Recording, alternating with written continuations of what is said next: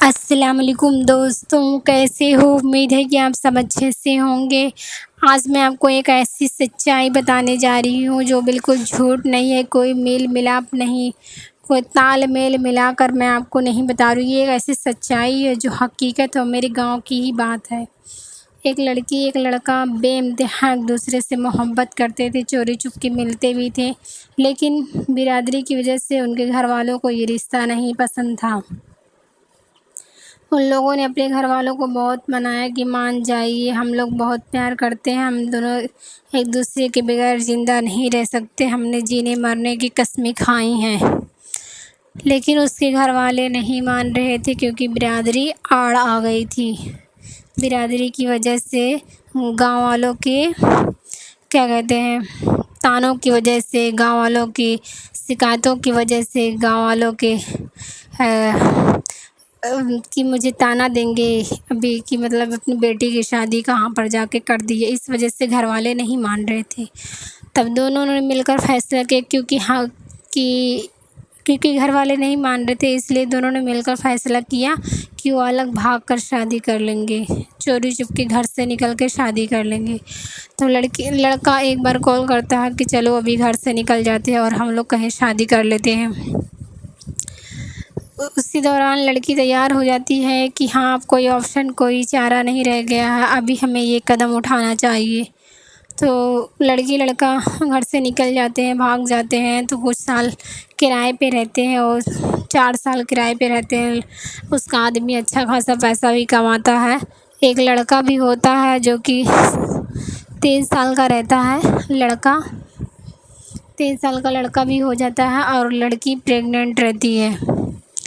تبھی اسی دوران اس کا بھائی آ جاتا ہے، بولتا ہے اماں ابا تجھے بہت یاد کر رہے ہیں، گھر والے بہت خوش ہیں، گھر والے بہت راضی ہو گئے ہیں تجھ سے، ابھی کوئی شکایت نہیں ہے، کوئی من مٹاؤ نہیں ہے، گھر چل، سب لوگ تجھے بہت مس کر رہے ہیں، بہت یاد کر رہے ہیں، کوئی تجھے نہیں بولے گا، نہ مارے گا، نہ ڈانٹے گا، میں تجھ کو لینے کے لیے آیا ہوں۔ اس کا بھائی آ جاتا ہے ڈھونڈتے ڈھونڈتے۔ اب بھائی اتنا جنون، اتنا زیادہ غصے میں رہتا ہے ہمیشہ، مطلب اس کا بس یہی مقصد تھا کہ چاہے جو بھی ہو جائے مجھے اپنی بہن کو قتل کرنا ہی ہے۔ اسی وجہ سے وہ جھوٹ بول کر اس کے پاس گیا اور سب سے پہلے اس کا آدمی جدھر کام کرتا تھا ادھر ہی اس کو مار ڈالا، اس کو ادھر ہی ختم کر دیا، گولی سے، چاقو سے مار مار کے اس کو ادھر ہی ختم کر دیا۔ پھر بہن کو لے کے جانے لگا اپنے گھر۔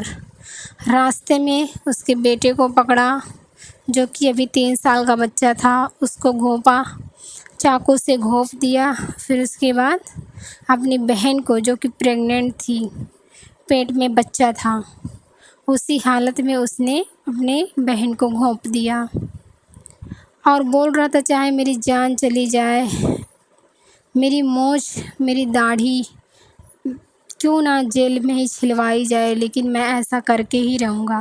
وہ پہلے سے ہی ٹھان رکھا تھا۔